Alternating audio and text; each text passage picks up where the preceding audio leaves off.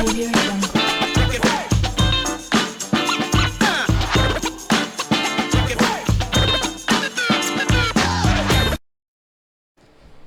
Yo, les gars, vous savez que j'ai un site web, non? Un site web qui regroupe les actualités XRP, un site web qui regroupe l'actualité concernant les métaux précieux, un site web qui regroupe tous les ICO que je juge qui sont très bons, comme StateX, et la vente c'est le 4 septembre, soyez prêts, et inscrivez-vous maintenant sur mon lien, et le lien est dans la description.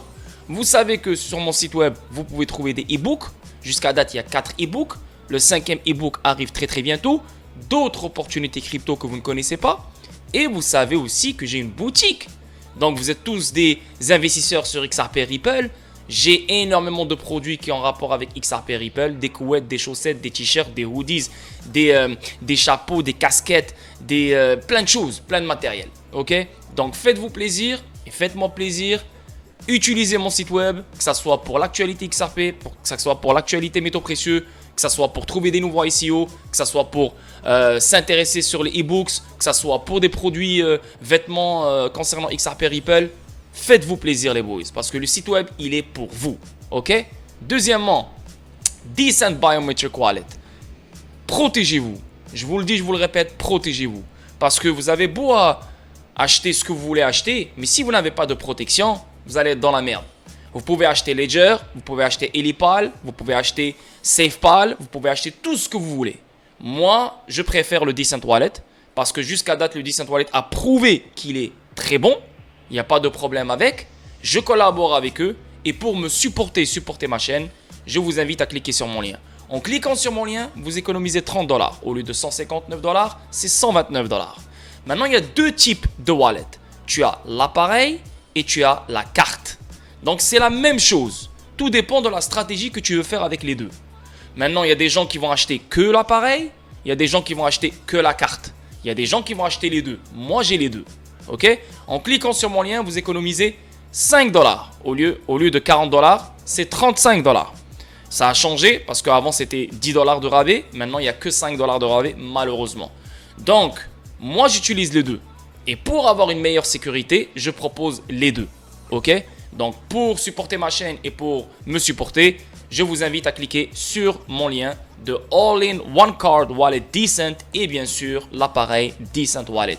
Les liens se trouvent dans la description pour les deux wallets et bien sûr pour mon site web aussi. Et pour finir, Bitrue. Je sais qu'il y a des gens qui n'aiment pas Bitrue, mais il y a des gens aussi qui n'aiment pas d'autres échanges. Moi, j'aime Bitrue. Pourquoi? Parce que Bitrue, c'est un validateur du XRP Ledger.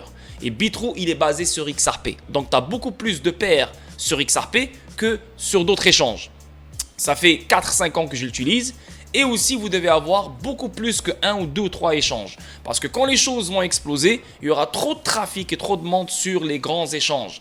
Donc, ça serait bien d'avoir le plus d'échanges possible, vérifier avec vos KYC, avec les plus grandes limites, pour que vous puissiez liquider vos actifs numériques le moment voulu. Donc moi, je possède j'ai un compte sur KuCoin, Binance, Bitrue, Uphold, Kraken, Bitstamp, Bittrex et d'autres encore. Donc j'en ai vraiment 10, quelque chose comme ça. S'il y en a 3 ou 4 que j'utilise souvent, Bitrue chaque jour presque, le reste, ils sont juste ouverts au cas où j'en aurai besoin. Ok? Donc je vous vois dans la vidéo statique d'aujourd'hui. Ciao. Salut la famille, comment va? C'est Lord Vendetta avec vous. J'espère que tout le monde va bien. J'espère que tout le monde passe un merveilleux week-end. Salut à vous tous la famille, on est samedi. Je n'étais pas supposé faire une vidéo statique aujourd'hui, mais je vois qu'il y a énormément de mouvements. Pas énormément de mouvements, mais voilà, il y a des articles concernant l'affaire juridique. Donc il y a du mouvement quand même. On voit ici que Ripple est en train de contre-attaquer la SEC. Ça, c'est une bonne chose. C'est pour ça que j'ai décidé de faire une vidéo statique pour mettre les points sur les i concernant ce qui se dit en ce moment même sur l'affaire juridique. Et voilà quoi. Donc on commence live. L'avocat de XRP souligne un argument bouleversant, la SEC, dans un nouveau dépôt Ripple. Et ça, c'est sorti aujourd'hui le 2 septembre. Le nouveau dépôt de Ripple démantèle l'argument de la SEC. Le fondateur de CryptoLaw, John Deaton, qui est également l'avocat des détenteurs de XRP, a souligné un argument bouleversant la SEC dans le nouveau dossier de Ripple. Dans un rebondissement intéressant dans le procès de la SEC, Ripple et ses dirigeants Brad Garlinghouse et Chris Larsen ont déposé leur opposition à la requête de la SEC visant à certifier un appel interlocutoire. Donc, rappelez-vous d'un truc. La SEC a demandé la permission à la juge de faire un appel. La juge lui a donné le feu vert pour que la SEC fasse une requête. Donc, quand on parle d'une requête, donc sortir les arguments qu'il faut, etc., etc., pour les présenter à la juge, et la juge va lui dire « Ok, tu as le droit de faire un appel ». Maintenant, on sait que la SEC, elle a demandé un appel pour les ventes programmatiques. Donc, elle veut faire revenir la juge sur sa décision concernant les ventes programmatiques. Maintenant, ce que je vois maintenant, je ne suis pas en train de dire c'est exactement ça, mais c'est comme si la SEC veut revenir sur le statut de XRP. Ok? Je ne suis pas en train de dire que c'est ça. Mais quand tu lis les articles, ça parle de XRP, de XRP, de XRP, de XRP encore. Donc, ce n'est pas les ventes, ce n'est plus les ventes. Maintenant, on veut XRP aussi, tu vois. On continue. Deaton a souligné une partie de l'argument de Ripple, en particulier une note de bas de page qui indiquait que la SEC avait toujours maintenu le point de vue selon lequel la question de savoir si un actif numérique donné répondait au test Howey au moment de son offre ou de sa vente dépendait de faits ou de circonstances spécifiques. Il affirme que ce fait particulier détruit l'argument de la SEC concernant un appel interlocutoire. Donc, maintenant, ce que je veux comprendre, moi, maintenant, est-ce que la SEC veut faire un deuxième appel? Parce que là, maintenant, on sait que l'appel interlocutoire pour les ventes programmatiques, il est déjà en train de pas, il n'est pas en train de se faire. Mais la SEC, elle a eu le feu vert pour déposer sa requête. Ça, on est d'accord. Maintenant, est-ce que la SEC cherche un autre appel pour faire revenir la décision sur le statut de XRP? Parce que si c'est oui, ben, son argument, il est détruit. Parce que regardez, si on lit maintenant ce que Deaton vient d'expliquer, Deaton a souligné une partie de l'argument de Ripple, en particulier une note de bas de page qui indiquait que la SEC avait toujours maintenu le même point de vue selon lequel la question de savoir si un actif numérique donné répondait au test de Howey au moment de son offre ou de sa vente dépendait de faits ou de circonstances spécifiques. Donc, il faut des circonstances spécifiques, il faut des faits, il faut des situations, il faut vraiment quelque chose de sérieux pour dire que cet actif numérique est vraiment un titre. Il respecte vraiment le test Howey. Donc, elle-même, dans ses propres arguments, elle se détruit elle-même. Tu vois ce que je veux dire? Donc, sur cette base, Ripple démontre qu'un appel interlocutoire n'est tout simplement pas justifié. Est-ce qu'on parle des ventes programmatiques ou on parle d'un nouveau appel concernant le statut de XRP? Ça, c'est encore flou à mes yeux parce que j'ai lu tous les articles et on dirait que ça parle de XRP. Donc, ça ne parle pas des ventes programmatiques. Donc, si je comprends bien, là, c'est que de la pure spéculation. Je pense fortement que la SEC cherche à faire un deuxième appel. Donc, elle veut le feu vert pour déposer une requête concernant un deuxième appel concernant le statut de XRP. C'est ce que je pense moi, mais il n'y a rien d'officiel encore. Deaton a également déclaré qu'il pensait que le juge Torres rejetait l'appel interlocutoire. Donc, parlons des ventes programmatiques. L'appel interlocutoire que la SEC veut concernant les ventes programmatiques, si la SEC ne sort pas les arguments qu'il faut, je pense fortement que l'appel interlocutoire, comme John Deaton, je pense qu'il va être rejeté. Ou bien il va être pris en considération maintenant, chose que je vois illogique. Pourquoi? Parce que s'il est pris en considération maintenant, ça va retarder le procès. Ou bien il va être rejeté, ou bien il va être, pris en considération, mais sera accepté après 1 an, après 1 an et demi, après 2 ans. Tu comprends ce que je veux dire? Pour ne pas retarder le procès. On finit le procès, on finit l'affaire, et si tu as un appel, ben, on prendra ton appel. Mais là maintenant, on est en train de passer par le processus. Si un appel doit être rejeté, si un appel doit être confirmé pour maintenant, ou si un appel sera confirmé, mais pour plus tard. Tu comprends? Là, on est en train on est dans cet onglet-là des ventes programmatiques concernant l'appel interlocutoire. On est dans cet anglais-là concernant l'appel interlocutoire, concernant les ventes programmatiques. Mais là, maintenant, est-ce qu'on parle d'un autre appel interlocutoire qui parle du statut de XRP? Est-ce que la SEC n'a pas honte? Et la SEC veut aller plus loin? Et la SEC, elle s'en fout carrément de perdre et de perdre la face, etc., etc. Donc, je ne sais pas qu'est-ce qu'elle cherche, la SEC. Mais ce que j'aime ici de Ripple, c'est que Ripple, elle est en train de la démonter. Ripple, elle est en train de la combattre. Ripple, elle s'en fout du règlement. Ripple, elle veut la combattre. Elle n'est aucunement intimidée. Elle s'en fout carrément de ce que la SEC fait ou de ce qu'elle dit. Donc, on voit ici Ripple fait exploser l'affirmation de la SEC selon laquelle XRP n'a aucune valeur intrinsèque lors d'un dossier judiciaire. Donc, la SEC, elle continue à dire que XRP n'a pas de valeur. Au milieu du dépôt de Ripple s'opposant à la décision d'appel provisoire du régulateur américain, Ripple a corrigé l'affirmation du régulateur selon laquelle le XRP n'a aucune valeur inhérente. Stewart Alderoty, directeur juridique de Ripple, a récemment encouragé les passionnés de XRP à consulter la récente action contre le régulateur américain. En particulier, il a fait référence à une section dans laquelle Ripple a réfuté l'affirmation de la SEC selon laquelle le XRP n'avait aucune valeur intrinsèque. L'avocat pro-XRP Bill Morgan a partagé une partie du contenu de la réponse de Ripple avec la communauté XRP. Et ça aussi, ça vient de sortir le 2 septembre. Donc, il y a eu du mouvement aujourd'hui. C'est pour ça que j'ai décidé de faire la vidéo. Ripple contredit la réclamation de la SEC. Rappelons que le régulateur a fait valoir que XRP n'était qu'un simple code informatique dans sa requête en appel interlocutoire. Donc, le régulateur, la SEC, elle a fait valoir que XRP n'était qu'un simple code informatique. Ok. La SEC a affirmé qu'elle ne demandait pas l'autorisation de faire appel du fait que XRP était un code logiciel sans valeur intrinsèque. Donc la SEC a affirmé qu'elle ne demandait pas l'autorisation de faire appel du fait que XRP était un code logiciel sans valeur intrinsèque. Donc là, si je comprends bien, la SEC n'a pas demandé à faire appel sur XRP.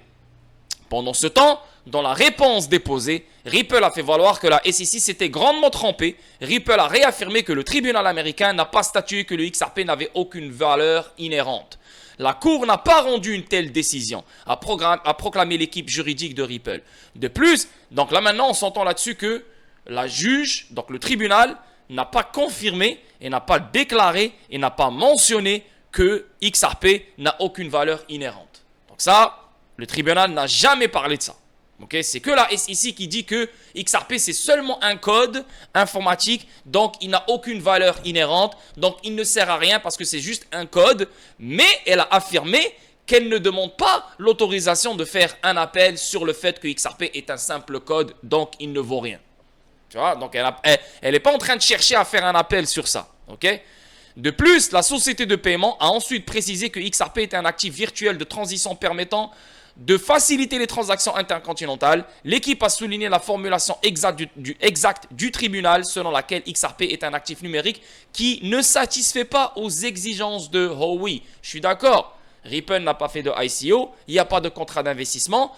Le seul contrat d'investissement qu'il y a, c'est entre les institutions financières et Ripple. Et combien de fois je vous le dis, il y a un contrat d'investissement pour protéger le prix du XRP, pour protéger le marché du XRP et non pour s'enrichir. Les institutions financières achètent du XRP directement de chez Ripple pour utiliser XRP, pour des fins commerciales, pour des fins utilitaires et non comme objectif prioritaire d'investir dessus et de faire du cash. C'est pour ça qu'il y a un contrat d'investissement entre Ripple et les institutions financières. À part ça, il n'y a aucun autre contrat d'investissement. Donc Ripple ne satisfait pas aux exigences de Howey.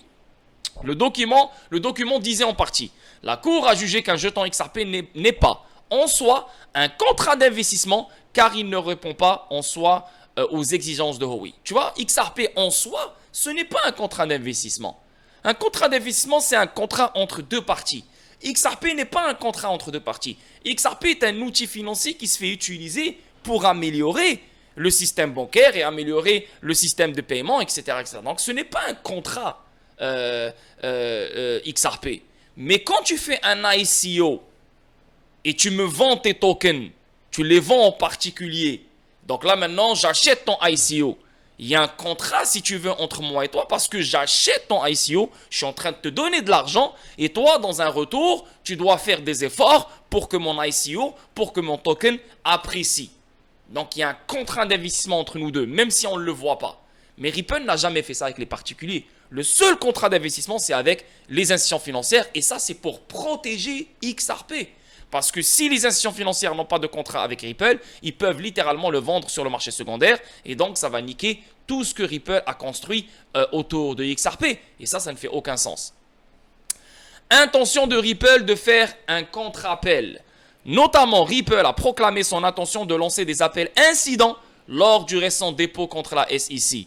En particulier, Ripple a déclaré que si la demande d'appel provisoire de la SEC était approuvée, donc là maintenant Ripple elle fait des menaces. Non seulement à la SEC, mais elle fait des menaces au tribunal. Ripple, elle s'en fout. Ripple, elle est, vas-y, all in. Je m'en bats les couilles, la vérité. Elle prendrait simultanément des mesures pour déposer des appels incidents. Parmi les décisions que Ripple a l'intention de réviser, figure le jugement relatif aux ventes institutionnelles de XRP. Rappelez-vous, juste cette semaine, je vous ai dit que Ripple, elle va faire un appel sur les ventes institutionnelles. Parce que ça ne fait aucun sens. Les gens qui achètent du XRP directement de chez Ripple, ce n'est pas des gens qui veulent investir sur XRP, c'est des gens qui veulent utiliser XRP. Donc les ventes institutionnelles ne respectent pas le test Howey. Il y a des arguments fiables que Ripple peut sortir et elle peut faire revenir la juge sur sa décision concernant ce volet-là que la SEC elle a gagné. Donc là maintenant, Ripple elle est en train de dire yo, si l'appel de la SEC est approuvé, donc là maintenant si on parle de parce que là il y a il y a un appel qu'on connaît, c'est les ventes programmatiques. Mais avec ce qui se passe aujourd'hui, je ne sais pas si la SEC elle cherche à avoir un autre feu vert concernant le statut de XRP.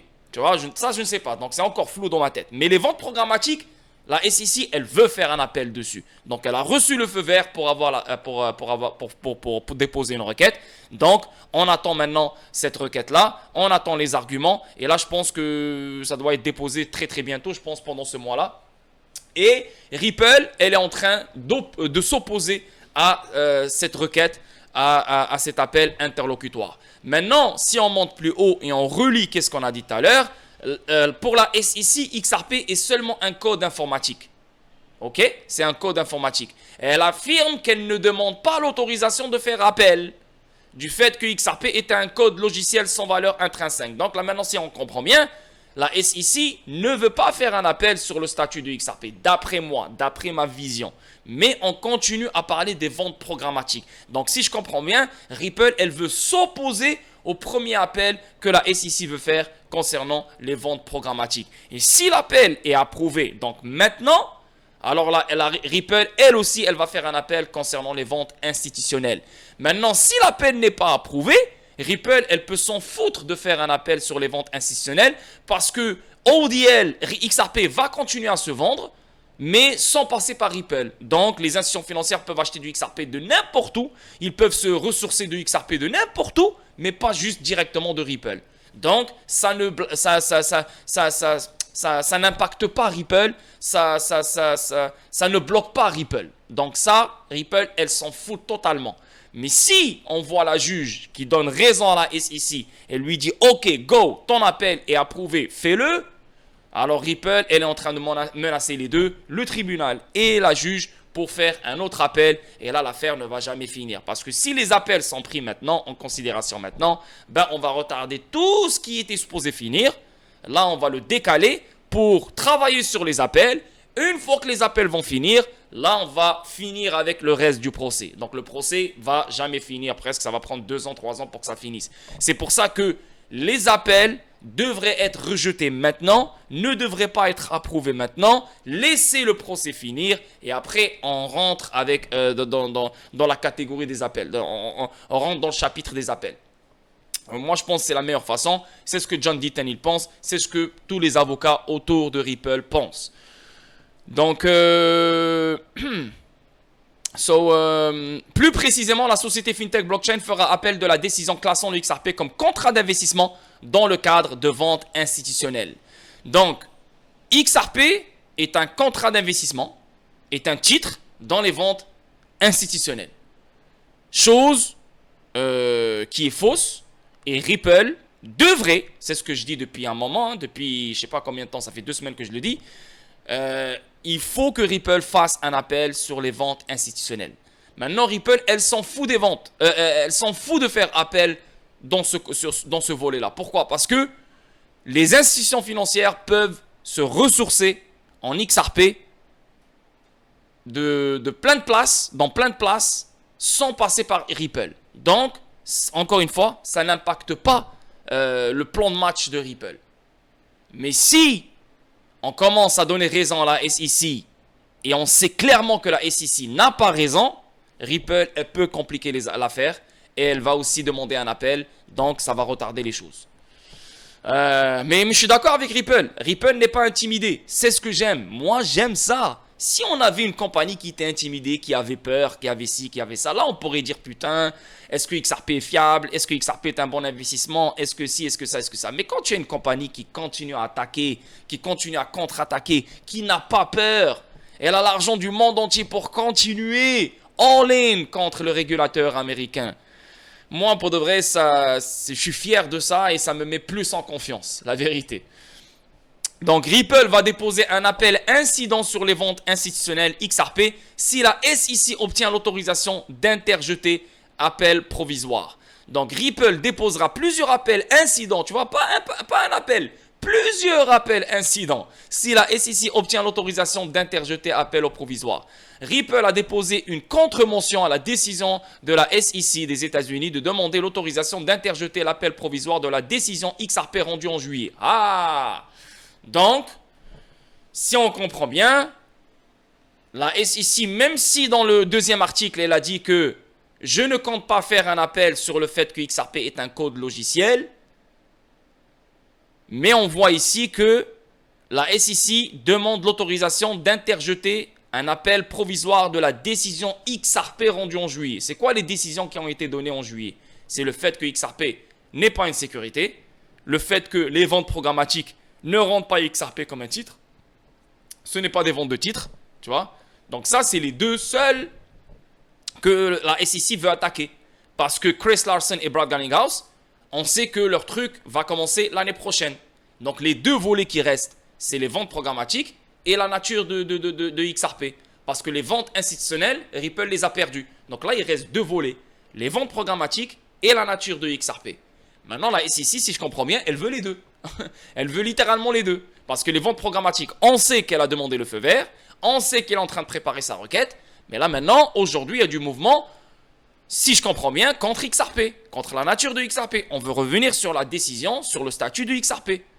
Dans un récent tweet, le directeur juridique de Ripple, Seward Alderoty, a confirmé cette évolution. Alderoty a exhorté la communauté crypto à lire attentivement le dépôt d'opposition. Alderoty a fait remarquer dans le tweet: Ripple vient de déposer son opposition à la demande d'appel interlocutoire provisoire de la SEC. Cela vaut la peine d'être lu, omis en particulier les notes de bas de page. Donc là maintenant, Ripple déposera plusieurs appels. Elle veut compliquer les choses, rien à foutre. Vous voulez vraiment compliquer les choses? Vous ne voulez pas avancer de la bonne manière? Moi, je vais ajouter plein d'appels et là, je vais déposer plein d'appels. Allez, go! Moi, j'aime ce que je vois venant de Ripple, la vérité. Le récent développement, parce que Ripple, elle était tranquille, elle était contente avec les résultats. Même si elle a perdu les ventes institutionnelles, c'est pas grave. Les institutions financières pourront acheter du XRP ailleurs au lieu de passer par nous. Il n'y a aucun problème. Le fait qu'on a gagné le reste, c'est correct. On avance. La vie est belle. Est-ce qu'on peut trouver un règlement? Maintenant, la SEC ne veut pas de règlement. La SEC veut continuer à faire des appels. Elle veut continuer à compliquer les choses. Tu vois? Et pour éviter que la juge autorise leur appel, Ripple, elle a dit ok, vous ne voulez pas la manière simple, vous ne voulez pas, voilà, vous ne voulez pas vous réveiller, vous ne voulez pas genre arrêter avec vos conneries, allez go, moi aussi je vais compliquer la chose avec vous, tu vois ce que je veux dire? Donc c'est ça la mentalité ici. Le récent développement de Ripple a remonté le moral des ardents partisans. Certains ont exprimé leur inquiétude quant au fait que la bataille judiciaire semble être loin d'être terminée. Le célèbre avocat pro-XRP Bill Morgan estime également que l'affaire a encore beaucoup à faire.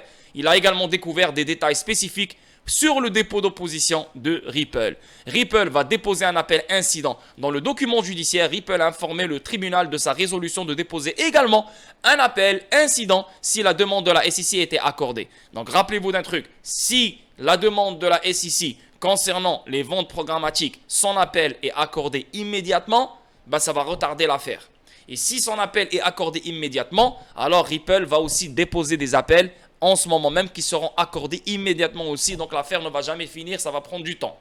Maintenant, normalement, on ne doit pas bloquer le procès. Donc l'appel, il pourrait être pris en considération, mais il sera approuvé dans 1 an, dans je ne sais pas combien de temps, jusqu'à que l'affaire juridique finisse et le procès finisse. Tu vois ce que je veux dire? Ou bien, il va être rejeté totalement.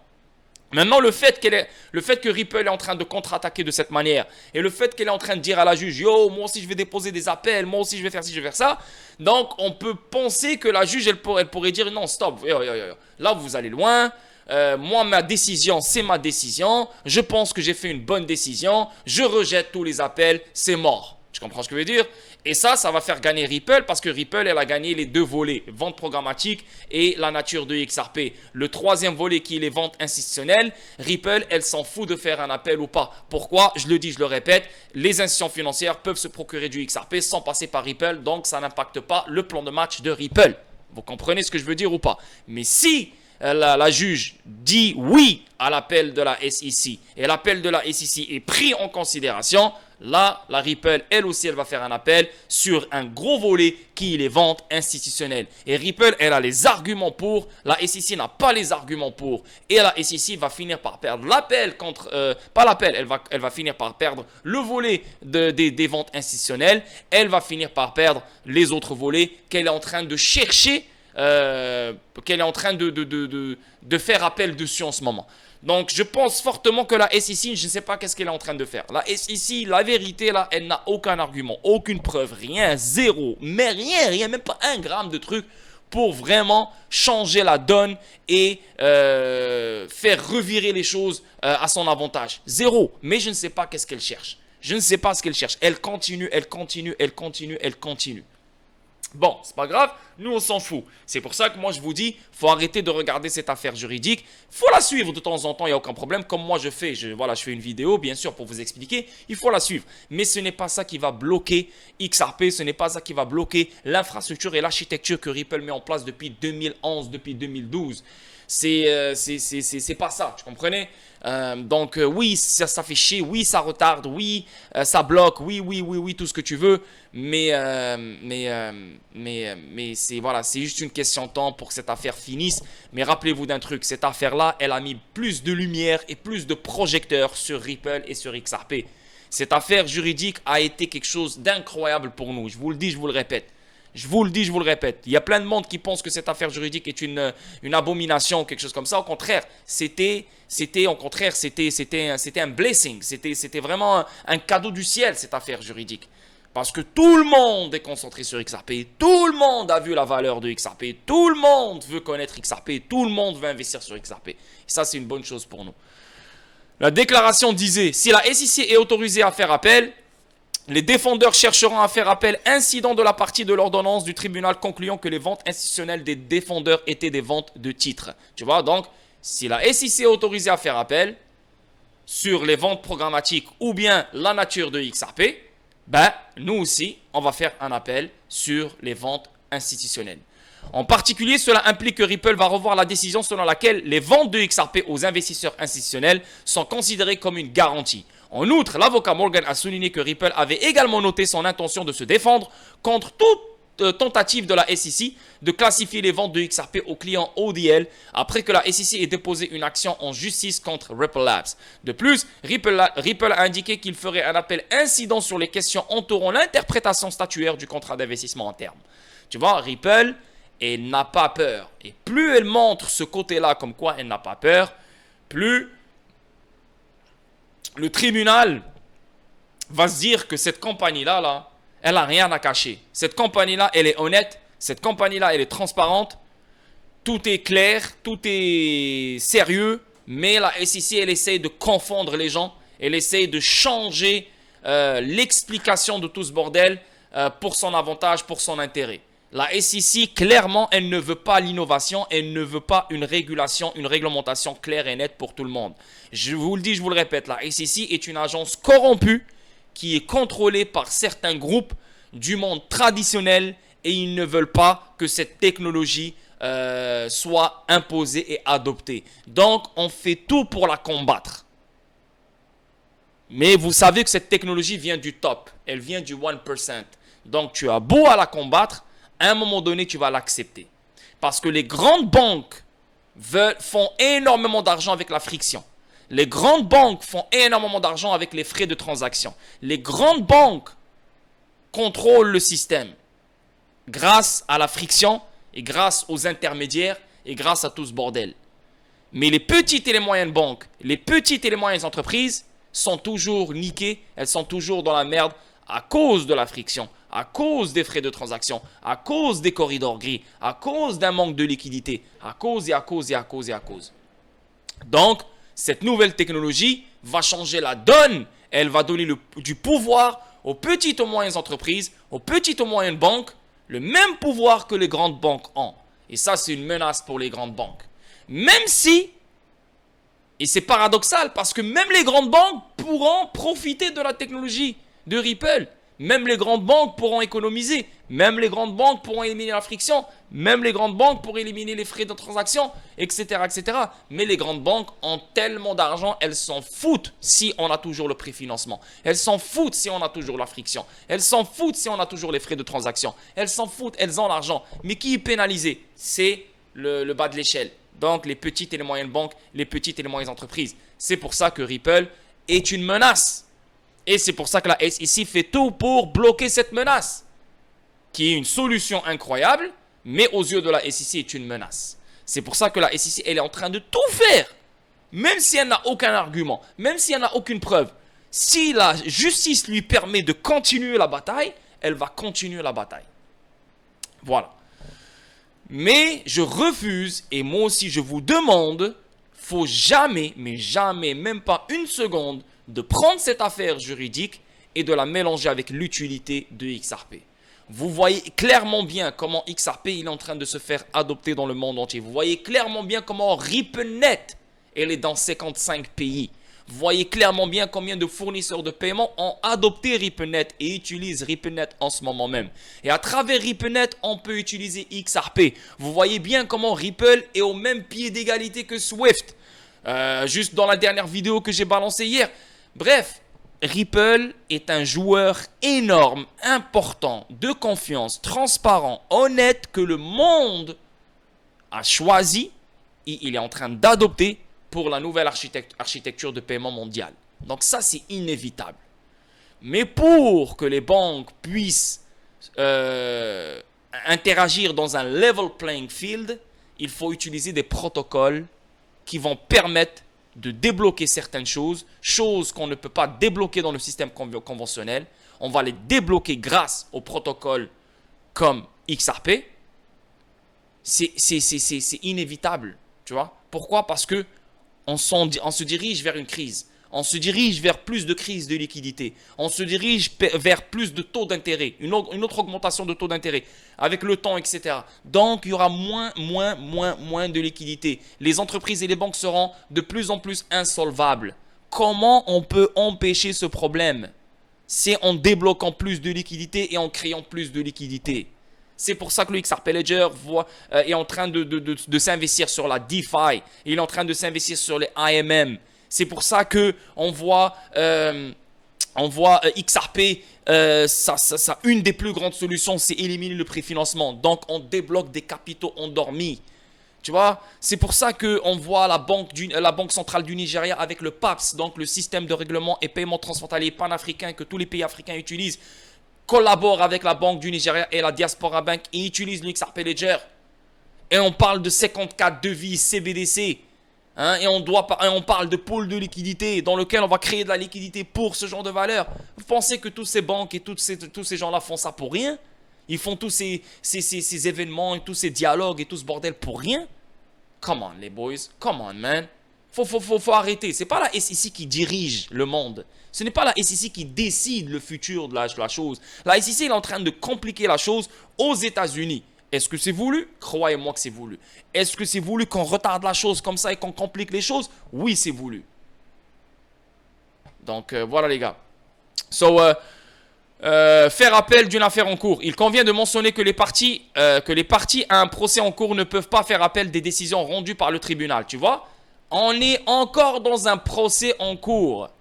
On ne peut pas faire des appels sur des décisions qui ont été rendues par le tribunal. Donc, les décisions qui ont eu lieu le mois de juillet par le juge Torres.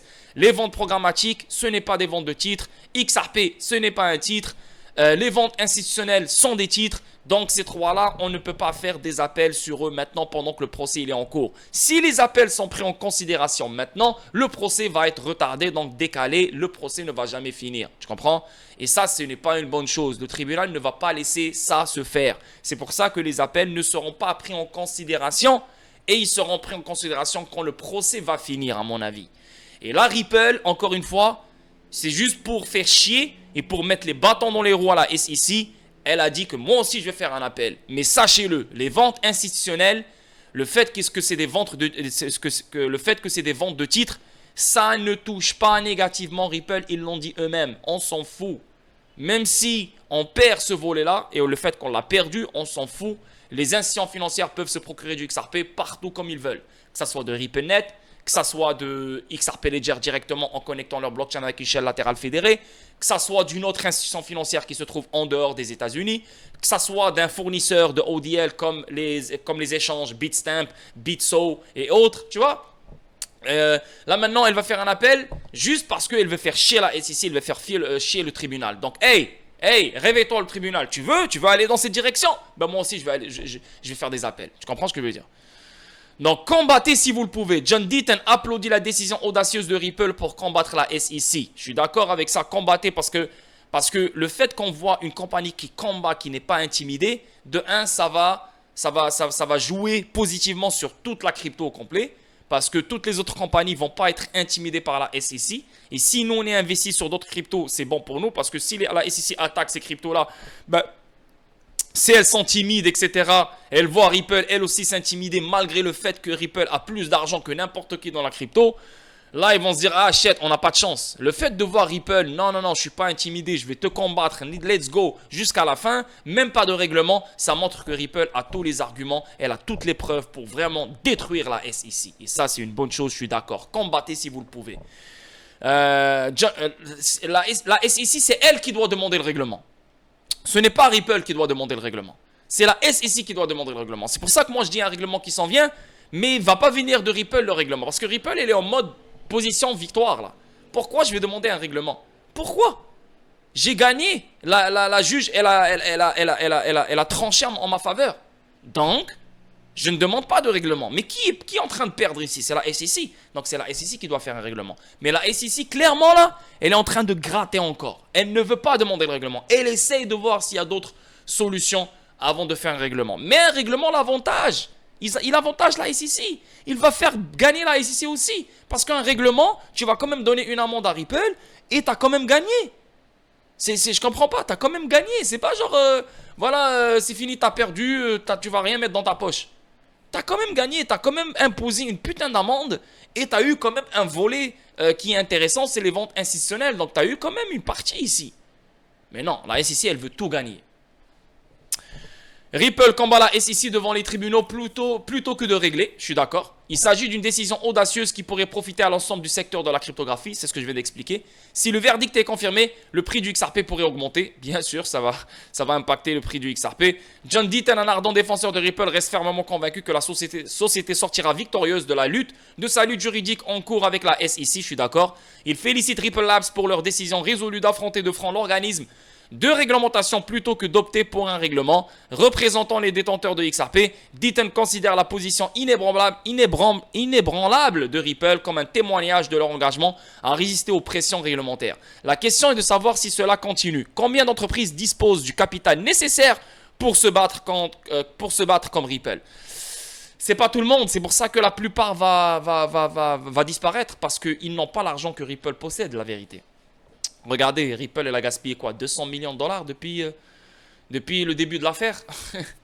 Est-ce que vous pensez que tous les projets crypto ont 200 millions de dollars juste pour l'affaire juridique? Non. La SEC devrait éventuellement payer les frais de justice pour les poursuites frivoles. Un gouvernement doté de ressources illimitées pourrait mettre la plupart des entreprises en faillite. Ben ouais, la SEC, elle a des ressources illimitées. Rappelez-vous que la SEC est une agence gouvernementale. Le gouvernement, il fait que imprimer. Ils ont des ressources illimitées, pas de problème. La SEC, tu as besoin de 400 millions de dollars. Tiens, on va imprimer 400 millions de dollars. Tiens, fais ce que tu veux. Il y a personne n'a aucune chance devant la SEC. Les seuls qui ont une chance devant la SEC, c'est Ripple. Lutte incessante pour la justice. Et en plus de ça, ça améliore la foi que j'ai sur Ripple et la foi que j'ai sur les produits de Ripple comme XRP, etc., XRP Ledger. Pourquoi? Parce que comment une compagnie, qui est, d'après plein de chevreuils, une compagnie normale, peut avoir un grand pouvoir comme celui-là? Comment il peut avoir accès au système financier mondial de toute juridiction? Comment elle peut avoir plein d'argent comme ça? Ça montre que Ripple ne vient pas de n'importe où. Ça vient du top. Je vous le dis. Lutte incessante pour la justice. En réponse à un message du directeur juridique CLO de Ripple Labs, Stewart Alderoty, qui a souligné l'importance de défier les régulateurs, l'avocat en cryptographie John Deaton a souligné Ripple pour sa décision de ne pas régler avec la SEC. Deaton considère cela... Alors si Ripple décide de combattre et de ne pas régler avec la SEC, on peut spéculer sur le fait que la SEC, peut-être elle demande un règlement déjà. Peut-être qu'il y a déjà des discussions pour un règlement se font depuis très longtemps, depuis le début de l'affaire. Ça, c'est pas quelque chose de nouveau. Mais est-ce que la SEC elle est en train de demander un règlement à Ripple et Ripple il décide de combattre? Non, je veux pas de règlement. Non, je m'en fous. Parce que Ripple, ils savent qu'ils vont gagner. Peut-être c'est ça qui fait que Ripple, elle veut combattre au lieu de régler. Parce que si elle peut gagner sans régler, ben la SEC ne va même pas pouvoir demander une amende ou imposer une amende à Ripple. Donc Ripple, elle va gagner sans amende. Et ça, c'est très mauvais pour la SEC. On va voir. Deaton considère seulement cela comme une décision audacieuse qui démontre le refus de Ripple de se laisser intimider par le régulateur, même s'il peut avoir des objectifs politiques. Dans son précédent article sur X, Stewart Alderoty a déclaré la SEC est battue devant les tribunaux. Dans notre cas, cela s'est avéré faux, qualifié d'hypocrite et de manque de fidélité de la loi. Deaton et d'autres leaders du secteur considèrent la gestion du procès par Ripple, y compris ses dirigeants Brad Garlinghouse et Chris Larsen, comme une décision unique qui pourrait profiter à l'ensemble du secteur de la cryptographie à long terme. Ripple a récemment obtenu une victoire temporaire lorsque la juge Alyssa Torres a statué que le XRP n'était pas un titre lorsqu'il était négocié sur les marchés secondaires. Donc oui, c'est une victoire temporaire. Pourquoi? Parce que c'est un jugement sommaire. Le jugement final n'a pas été encore fait. Donc là, on attend le jugement final. C'est pour ça que je vous ai dit, quand on a vu XRP pomper à 95 sous, je vous ai dit que ce n'est pas...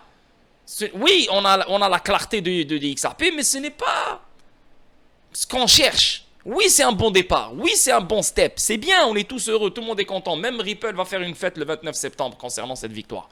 Mais la victoire, elle est encore fragile. Parce que ce n'est pas la décision finale. Et le fait de voir la SEC vouloir faire un appel, ben ça crée de la confusion, ça crée le doute et ça crée de la peur. Parce que les gens ne comprennent pas ça bien comme il faut. Donc ils se disent, shit, elle va faire un appel. C'est pas parce qu'elle veut faire un appel que l'appel va être approuvé. Il y a plein de choses qui rentrent en jeu ici.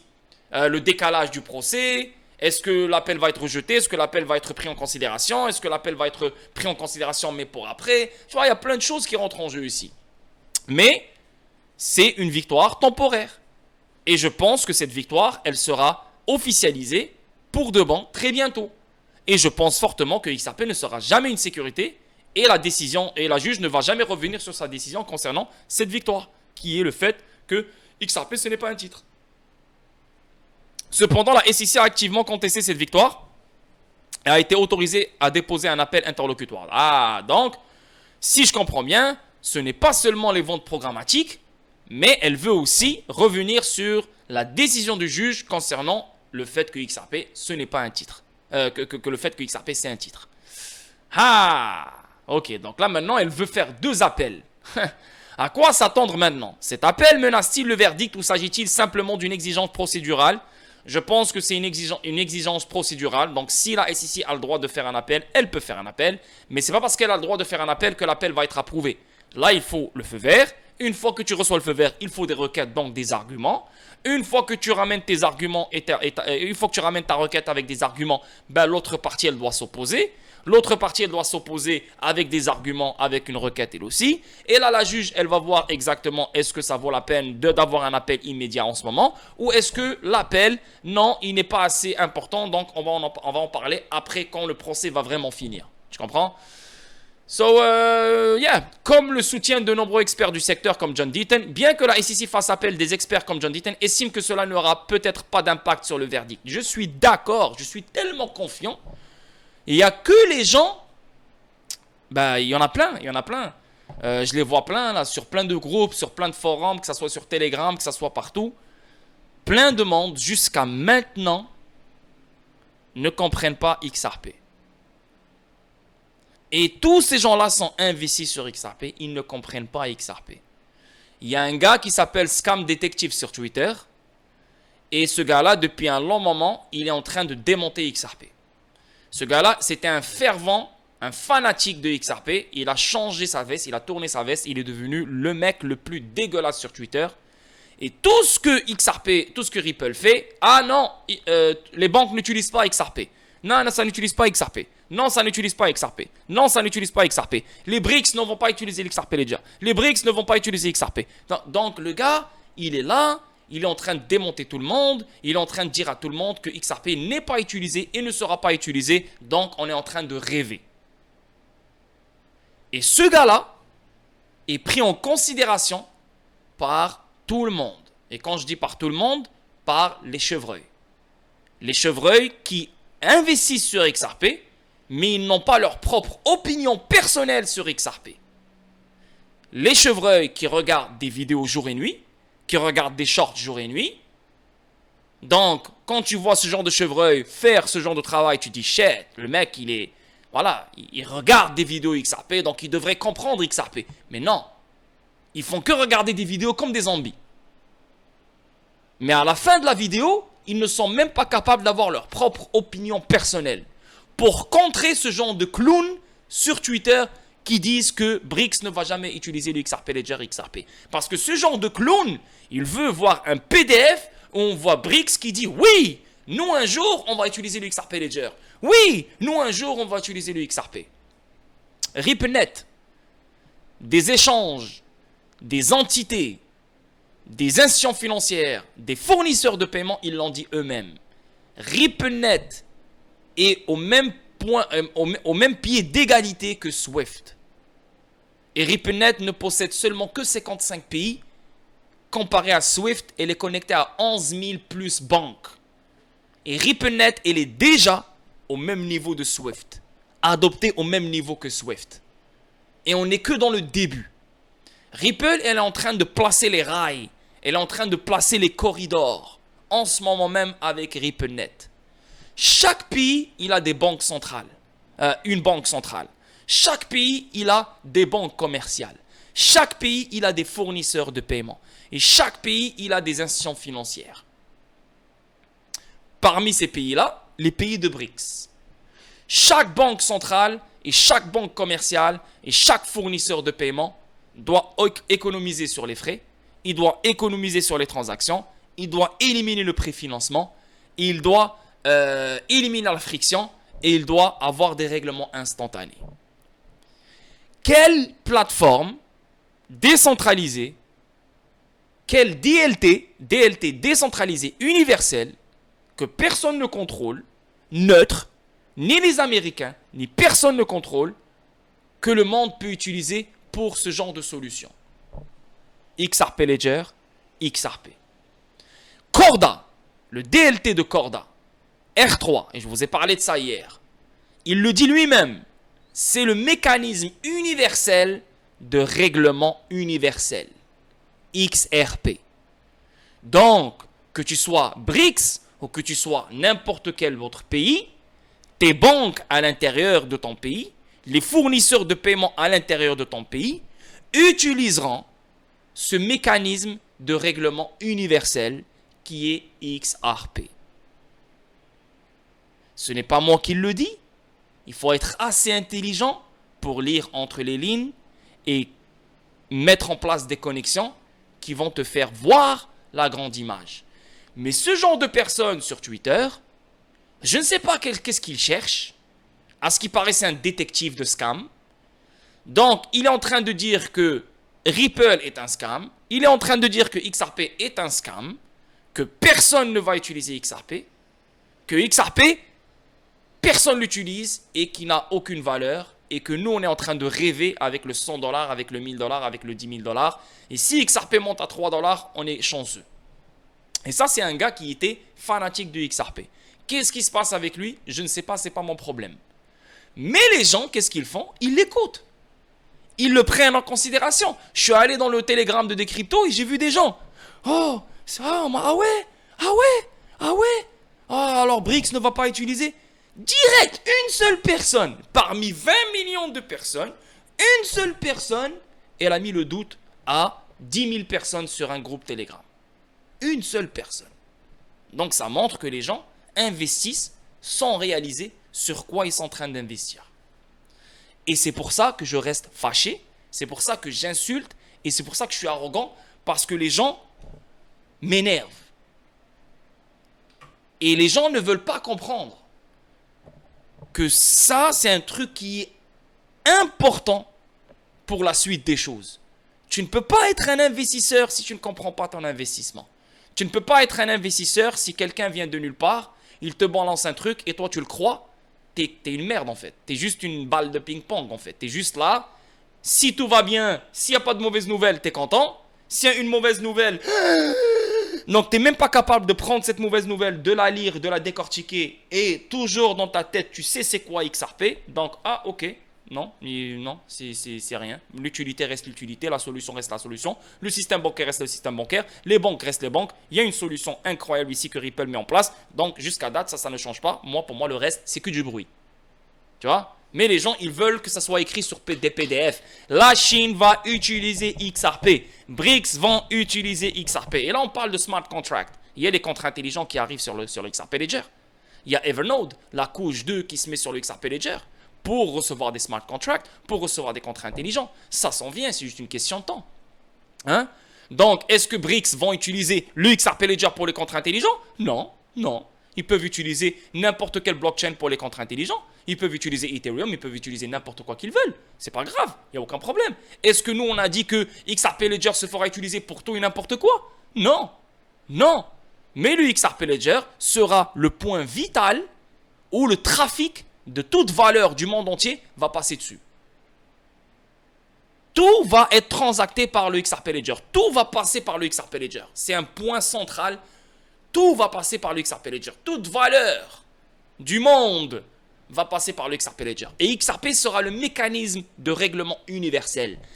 Corda, elle le dit elle-même. On peut régler sur n'importe quel système de paiement mondial avec XRP. C'est ça le rôle de XRP. Donc que tu sois BRICS, que tu sois la Chine, que tu sois la Russie, que tu sois je sais pas quoi, pour régler internationalement, universellement sur tous les systèmes de paiement, tu vas utiliser XRP. Parce qu'en utilisant XRP, tu élimines le préfinancement. Et toute banque sur cette terre va éliminer le préfinancement. Pourquoi? Parce que des standards commencent à se mettre en place. Et ces standards-là, c'est avoir plus de capital, plus de réserves, plus de liquidité. Et la seule façon, une des façons pour que ces banques-là aient plus de liquidité, plus de capital et plus de réserves, c'est débloquer de la liquidité. Il y a énormément de liquidité qui est bloquée dans des comptes endormis, donc les comptes nostro vostro. Et ODL, une des premières solutions que ODL fixe, c'est le premier problème que ODL fixe, c'est l'élimination du préfinancement. Les gens qui ne peuvent pas comprendre ça, et les gens qui ne voient pas ça, et qui, voilà, je veux dire, ils ne comprennent pas ça, comment tu veux prendre de l'information de chez eux, et comment tu veux les prendre pour une source d'information fiable?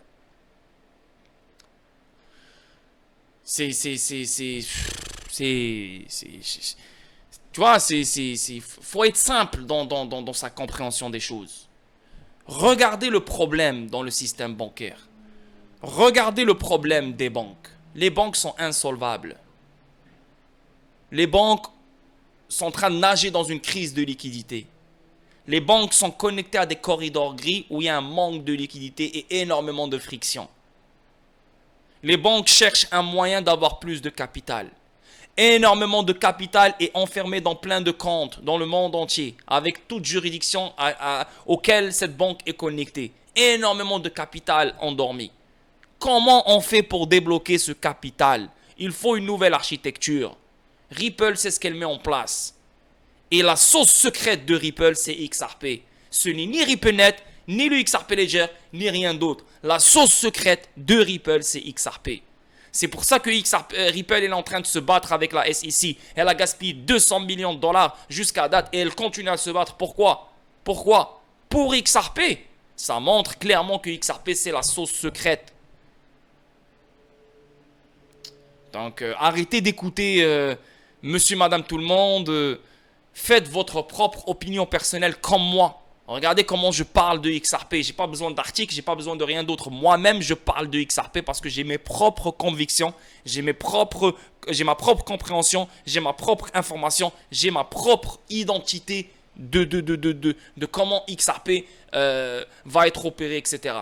Vous devez avoir la même chose. Sinon, chaque personne qui va dire une connerie, vous allez la prendre en considération et vous allez être comme un clown en train de... Ah ouais, il me faut un développeur. J'aimerais bien parler avec un développeur pour mettre les points sur les i. Tu as vraiment besoin d'un développeur pour comprendre XRP? Ben, si tu as besoin d'un développeur pour comprendre XRP, sors de l'investissement et va travailler ailleurs. Va travailler 9 à 5. Je pense que tu es vraiment un salarié et tu n'es pas capable d'être un investisseur. Maintenant, les gens qui n'aiment pas ma façon de parler, niquez votre mère. Et je vous le dis maintenant.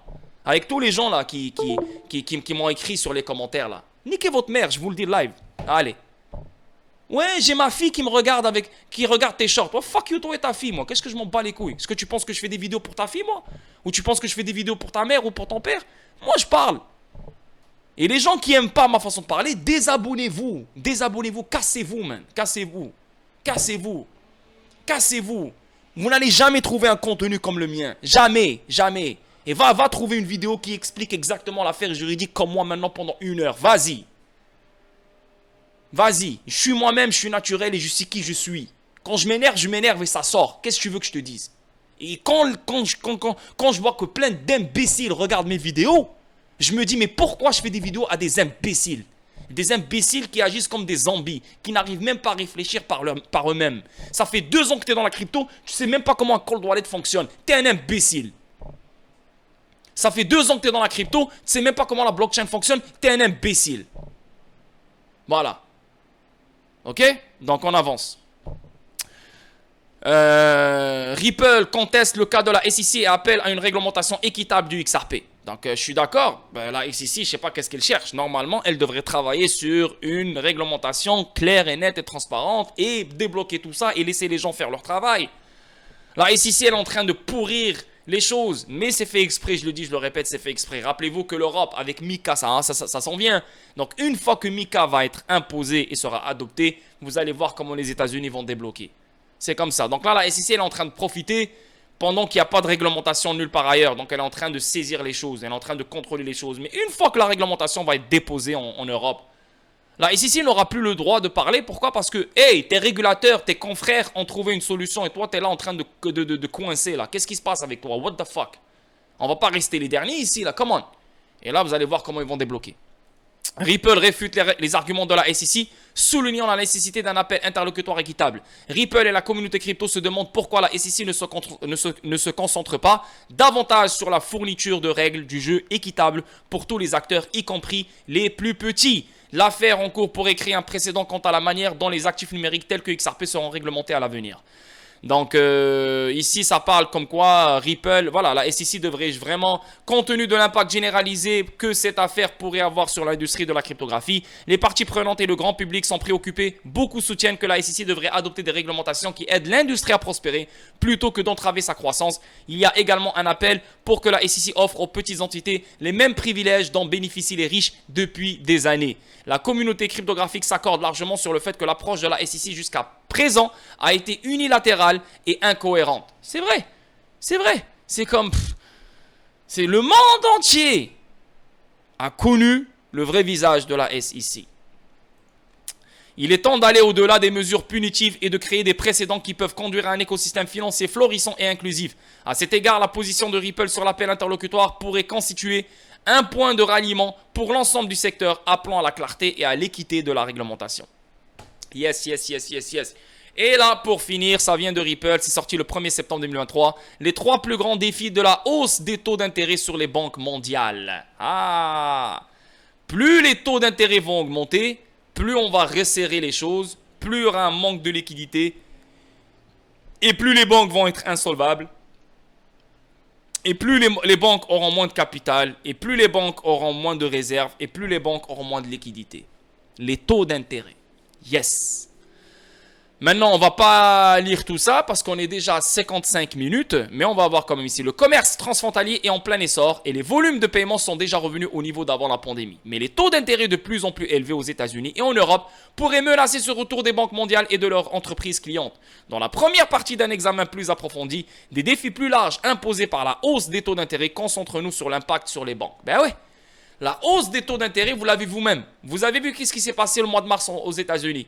3 banques sont tombées. Pourquoi? Parce qu'elles sont insolvables, pas de réserve, pas de capital, pas de liquidité. C'est de la merde. Et qui est en train de les sauver? C'est la banque centrale. Mais si on utilise la technologie de Ripple, elles auront plus de capital, plus de réserve et plus de liquidité. Donc pas besoin que la banque centrale les sauve. Comprenez? Le Fonds monétaire international a souligné ses inquiétudes dans son récent rapport sur la stabilité financière mondiale et a constaté que la hausse des taux d'intérêt a accru les risques pour les banques et les intermédiaires financiers non bancaires. Ces inquiétudes ont été reprises dans le New York Value Report 2023 de Ripple, dans lequel un tiers des décideurs financiers ont cité les taux d'intérêt élevés comme un défi majeur pour les paiements transfrontaliers. Comment on va faire des paiements transfrontaliers si on a un manque de liquidité, si on a un manque de capital, si on a un manque de réserve? On ne peut pas faire des paiements transfrontaliers. Pour faire des paiements transfrontaliers, des règlements instantanés, il faut de la liquidité sur plein de corridors. Même si et les taux d'intérêt, c'est le resserrement. On écrase la liquidité, on enlève de la liquidité. C'est ce qui fait que les banques deviennent insolvables. Et là, maintenant, en ce moment, les banques sont énormément insolvables. Même si l'ampleur de l'impact peut varier selon les pays, en fonction de leur réglementation, de leur monnaie et du volume des transactions, une chose est sûre, l'approche traditionnelle des paiements transfrontaliers n'est plus viable. Ben ouais. Donc, si on continue à augmenter les taux d'intérêt et on a la même approche traditionnelle, le même système conventionnel, ça ne marche plus. Il y aura beaucoup plus de banques qui vont tomber et beaucoup plus d'institutions financières qui vont disparaître. Pour les banques mondiales qui dépendent du volume des transactions transfrontalières, les implications de ce nouvel environnement de taux sont profondes. En fin de compte, une solution de paiement efficace et intégrée est nécessaire pour maintenir la longévité en période de crise économique. Voici 3 défis spécifiques qui pèsent sur la santé globale des banques mondiales à mesure que les taux d'intérêt augmentent. Rétrécissement du portefeuille client. Ça, d'accord. Crédit limité, liquidité réduite. Des taux d'intérêt plus élevés ont un impact direct et négatif sur la disponibilité du crédit. À mesure que les taux augmentent, il y a la crise de crédit en même temps, rappelez-vous. Le coût du crédit augmente également. L'offre limitée de crédit entraîne une réduction globale de la liquidité dans le système financier, ce qui ralentit ou inhibe l'activité financière de tout type, y compris les paiements transfrontaliers.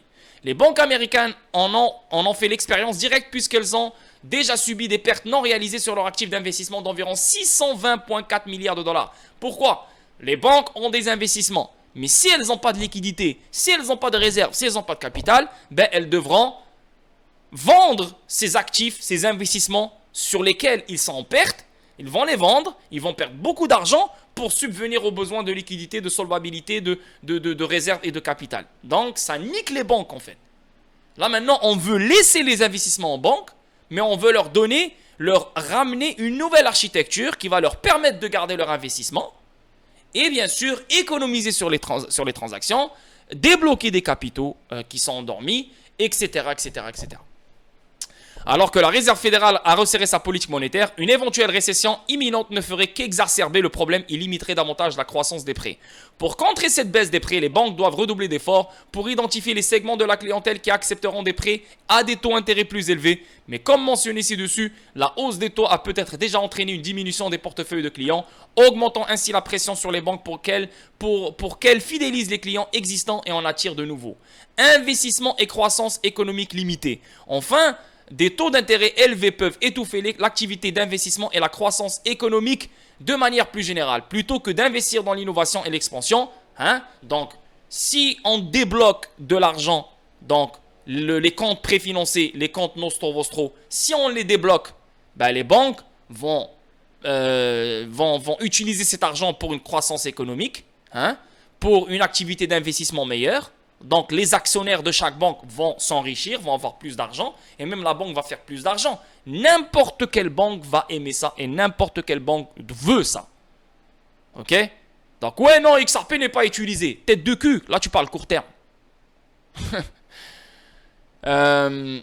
Les entreprises confrontées à des coûts d'emprunt élevés peuvent hésiter à élargir leur activité ou à participer au commerce transfrontalier. Cela peut entraver la croissance économique et les volumes de paiement mondiaux avec des conséquences négatives pour les banques desservant ces secteurs. Avec moins de capitaux disponibles à investir, les banques et les institutions financières pourraient alors renoncer à leur propre investissement dans les technologies émergentes ou dans de nouveaux produits. Tu vois? Donc moins de capital disponible, ben, on renonce à des investissements et on renonce à des technologies émergentes. Donc, on est en train de bloquer le développement et la croissance du secteur bancaire, etc. et des institutions financières. C'est quoi la solution ici? Leur faire débloquer des capitaux. Les comptes préfinancés, les nostro vostro. Cela peut, et ça c'est ODL, ça c'est XRP. Cela peut prolonger les cycles de développement de produits et limiter la disponibilité de nouveaux produits pour les clients, réduisant ainsi davantage les revenus. Le manque d'investissement et d'expansion limite également la capacité d'une banque à exploiter la croissance de nouveaux segments de clientèle, comme les petites et moyennes entreprises. Ben ouais, c'est ce que j'arrête pas de vous dire depuis tout à l'heure, depuis le début de la vidéo. Et celle des marchés émergents, qui devrait dépasser celle des marchés développés en 2024. La puissance des paiements cryptographiques. La crypto et la blockchain pourraient détenir la clé d'un système bancaire mondial prospère dans ce paysage, de taux en évolution en augmentant les paiements transfrontaliers, en augmentant la liquidité et en fournissant une source de croissance indispensable au marché émergent. Ah! Les paiements basés sur la blockchain permettent des transactions plus rapides, renforcent l'engagement mondial et représentent environ 10 milliards de dollars d'économie pour les banques, ce qui pourrait attirer de nouvelles entreprises et contrebalancer les dangers de la hausse des taux d'intérêt. Les dirigeants financiers mondiaux sont d'accord, citant des paiements plus rapides à des économies de coûts comme les deux principales propositions de valeur pour l'intégration de la cryptographie dans leur activité de paiement transfrontalier. Ces avantages en termes de rapidité et de prix peuvent compenser les frais que les banques pourraient ajouter à leurs produits transfrontaliers en réponse aux augmentations de taux. Tu vois ? Donc, si la Banque centrale va continuer à augmenter les taux, ben, on doit ramener quand même un coussin aux banques pour que si la Banque centrale décide d'augmenter les taux, les banques peuvent toujours survivre. Elles peuvent toujours opérer, elles peuvent toujours grandir et se développer. C'est pour ça que Ripple est inévitable. Et ce n'est pas Ripple qui est inévitable, c'est XRP Ledger et le XRP. Contribuant ainsi à fidéliser, voire attirer des clients qui autrement pourraient faire défection, la technologie de paiement moderne peut libérer des capitaux, les nostro vostro, qui seraient normalement piégés dans des comptes préfinancés XRP, contribuant ainsi à améliorer les niveaux de liquidité contraints par un crédit plus coûteux. Pourquoi Scam Détective sur Twitter ne parle pas de ça? Pourquoi les sceptiques ne parlent pas de ça? Pourquoi les gens qui créent de la fausse information ne parlent pas de ça? Pourquoi? Je veux comprendre pourquoi. Ça parle de market cap, ça dit que XRP n'est pas utilisé, ça dit d'autres conneries, l'affaire juridique, la SEC va gagner, mais personne ne parle du vrai problème qui existe en ce moment dans le système bancaire et c'est un putain de cancer. Parce que la plupart des gens ne savent même pas c'est quoi les comptes préfinancés, ils ne savent même pas c'est quoi l'ampleur et l'importance des comptes préfinancés. C'est pour ça que moi je reste toujours focus et je reste toujours solide et arrogant et passionné par XRP, no matter what ce qui arrive. Ni l'affaire juridique, ni des clones sur Ripple, ni personne ne peut faire changer mon avis sur XRP. Pourquoi? Parce que c'est un avis que j'ai compris moi-même. C'est moi-même qui s'est fait cet avis-là. En comprenant ce qui se passe dans le système bancaire et en comprenant la crise financière qui s'en vient et en comprenant l'impact des taux d'intérêt sur le système bancaire. Si tu comprends ça, tu vas comprendre l'importance de XRP. Et des transactions internationales plus simples et plus efficaces pourraient contribuer à maintenir ou à ouvrir des couloirs et des flux de paiement entrant et sortant, donc des corridors. Il y a plein de corridors gris où il y a énormément un manque de liquidité, pas beaucoup de friction. Les petites et les moyennes banques ne peuvent pas opérer. Et si les petites et moyennes banques ne peuvent pas opérer là-dedans, bah, ça veut dire que les petites et les moyennes entreprises vont être pénalisées, donc elles vont payer plus de frais. Vous voyez comment c'est inévitable, putain. C'est anyway. Entrant et sortant des marchés émergents qui seraient restreints si les banques réagissaient à la hausse des taux en freinant leur investissement et leur croissance. La gestion de la trésorerie. Rappelez-vous qu'il y a énormément de compagnies françaises qui utilisent XRP en ce moment même, ODL, pour gérer leur trésorerie. des entreprises est l'un de ces domaines qui pourrait bénéficier d'une pile de paiement améliorée par la blockchain. L'accès 24 heures sur 24 aux voies de paiement mondiales offre une plus grande flexibilité opérationnelle et une plus grande agilité aux institutions financières et aux entreprises. Soulage les fonctions financières et de trésorerie d'une variété de charges différentes auxquelles elles sont confrontées en utilisant des solutions existantes, notamment les heures limites de virement bancaire. Il n'y a pas de heures maintenant limitées, il n'y a pas de week-end, c'est 24 heures sur 24, 7 jours sur 7, on peut recevoir de l'argent et envoyer de l'argent. Les jours fériés, les heures d'ouverture des banques qui font toutes des paiements transfrontaliers traditionnels, un labyrinthe complexe à parcourir. Aaron Sears a déclaré le directeur blablabla, les solutions Ripple permettent aux banques de capitaliser facilement sur tous ces avantages conférés par les paiements transfrontaliers basés sur la blockchain. Le réseau de paiement mondial de Ripple représente 90% du marché des changes. Rappelez-vous, le projet Mariana. Il y a plein de monde qui disait que le projet Mariana n'a aucun rapport avec XRP. Et le projet Mariana parle du FX Market. Et Ripple représente 90% du marché d'échange. Et là, on parle de marché, le FX Market. De sorte que les banques et leurs clients disposent d'un moyen plug and play pour s'engager sur les marchés émergents et les nouveaux corridors et se concentrer sur l'obtention d'un avantage concurrentiel dans une économie mondiale instable. Voilà les gars, j'espère que vous avez compris.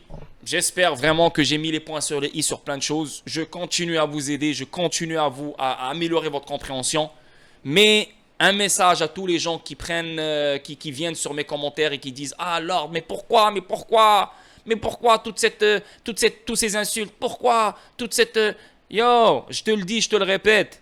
Si tu cherches quelqu'un qui va te mettre du kenta dans tes fesses, si tu cherches quelqu'un qui va te caresser, si tu cherches quelqu'un qui va te mettre un biberon, si tu cherches quelqu'un qui va bien te parler, ce n'est pas ici. Mais si tu cherches de l'information, quelque chose de sérieux que tu ne trouves nulle part, tu es dans la bonne adresse. Donc je te le dis, je te le répète. Si tu veux me juger et après prendre mon information en considération, tu n'es pas à la bonne place. Casse-toi de là et je te le dis, casse-toi de là, je n'ai pas besoin de vous. Je n'ai littéralement pas besoin de vous. Je le fais juste parce que j'ai envie de le faire. Je suis passionné par les streamings et j'aime parler comme ça dans le vide. Donc, je ne vous dois rien. Si tu n'aimes pas mes insultes et si tu n'aimes pas mon caractère et si tu n'aimes pas ma personnalité, nique ta mère. Et je te le dis live. Ok? En plein live là. Voilà, cette vidéo, tu vas bien la voir et tout le monde va la voir. Nique ta mère. Je suis quelqu'un de humble, je suis quelqu'un de happy, je suis quelqu'un de complet, je suis quelqu'un qui aime la vie et je suis quelqu'un qui a un grand cœur. La plupart des gens qui m'insultent ne savent même pas qu'est-ce que je fais quotidiennement avec les gens. Et quand je parle des gens, je parle de plus de 200, 300, 400 personnes. Donc, si vous êtes là à me juger sur des vidéos YouTube, faites-le. Je m'en bats les couilles parce que je sais qui je suis et je sais qu'est-ce que je vaux. Je donne de l'info, je partage de l'info, j'éduque les gens et je partage ce que je vois et ce que je vois venir. Ça, c'est ta priorité, c'est ce que tu dois prendre en considération. Le reste, c'est que du bruit. Mais si tu veux te concentrer sur mon caractère en premier, je vais te donner mal à la tête, mon gars. Je vais juste te faire chier plus qu'autre chose. Et si tu comptes me faire peur, Zama, ouais, je vais me désabonner, nique ta mère. Right? Ciao tout le monde, un bon week-end à tout le monde qui supporte, un bon week-end à tout le monde qui donne des likes, un bon week-end à tout le monde qui laisse des commentaires, un bon week-end à tout le monde qui me supporte et qui me fait confiance. Sachez un truc, que je suis là pour vous, que pour vous et seulement pour vous.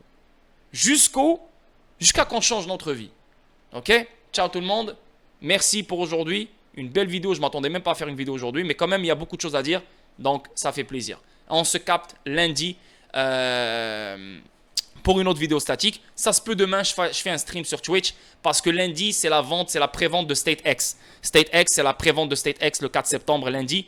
Donc, je devrais faire un stream pour remettre les pendules à l'heure, pour mettre les points sur les i concernant StateX parce que je sais qu'il y a des nouvelles informations, etc. Donc, sûrement demain, je vais faire un stream sur Twitch pour parler de StateX ou bien peut-être un stream sur YouTube, ça fait longtemps. Ciao tout le monde. Ciao, ciao.